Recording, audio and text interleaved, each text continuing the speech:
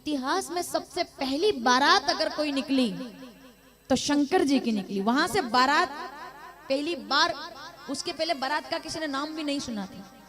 जो भी हुआ पहली बार हुआ कि ऐसे बाराती आगे नाचेंगे पहली बार, जुलूस आगे चलेगा पहली बार, दूल्हा पीछे रहेगा पहली बार, ढोल नगाड़े बज। आप समझ रहे हो मैं क्या बोल रही हूँ? शंकर जी की शादी से पहले बारात का कोई कॉन्सेप्ट था ही नहीं। बताओ किसने शादी की फिर? ब्रह्मा जी तो ब्रह्मा जी महाराज है, नारायण भगवान तो साक्षात नारायण है। शंकर जी का विवाह हुआ, पहला विवाह। भाई विवाह तो उसके पहले हुए, लेकिन बारात कभी सुना कि लक्ष्मी जी के विवाह में नारायण भगवान बारात लेकर गए? सुना क्या? ब्रह्मणी के विवाह में ब्रह्मा जी बारात लेकर गए? सुना क्या?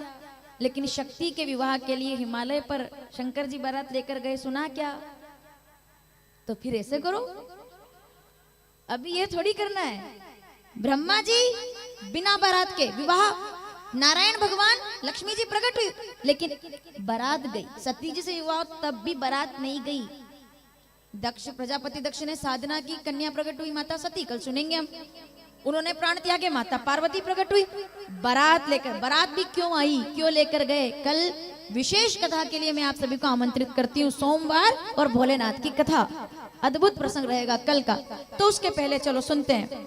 तो शंकर भगवान कहते हैं जो सबसे सुंदर है मैं उनका ध्यान करता हूं। तो जब सबसे सुंदर है वो कौन है? सत्यम। तो सबसे सुंदर कौन है? बोले सत्य सबसे सुंदर है। तो फिर सत्य कौन है? बोले राम से। अब ये तो जवाब आप मुझे देंगे, फिर सत्य कौन है? तो जवाब दीजिए, कृष्ण नाम ही। थोड़ा जोर से, इतनी संख्या में माताएं बैठी हैं। कृष्ण नाम ही, गुरु नाम ही, सबने कहा हरि नाम ही, सबने कहा शिव नाम ही, पर शिव जी ने क्या कहा? राम नाम। खत्म। यहां फिर बात, ये फुल स्टॉप है, इसको सुनो। कृष्ण नाम सत्य है, हलंत मतलब हलंत आ गया।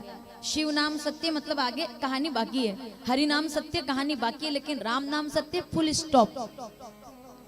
उसके बाद फिर आगे कुछ नहीं जाता। नहीं, बिना प्रमाण के नहीं बोल रही हूं मैं। रामचरितमानस, अयोध्या कांड, 94 दोहा, तीसरी चौपाई। मैं शुरू करती हूँ, आप पूरा करेंगे। धर्म न दूसर सत्य समाना, आगम निगम पुराण। और सबसे बड़ा धर्म क्या है?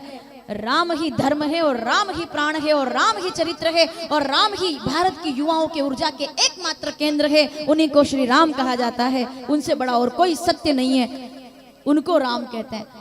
तो ये सब सुनेंगे 7 दिनों में हम लोग। आज तो केवल भूमिका में आपके सामने रख रही हूँ।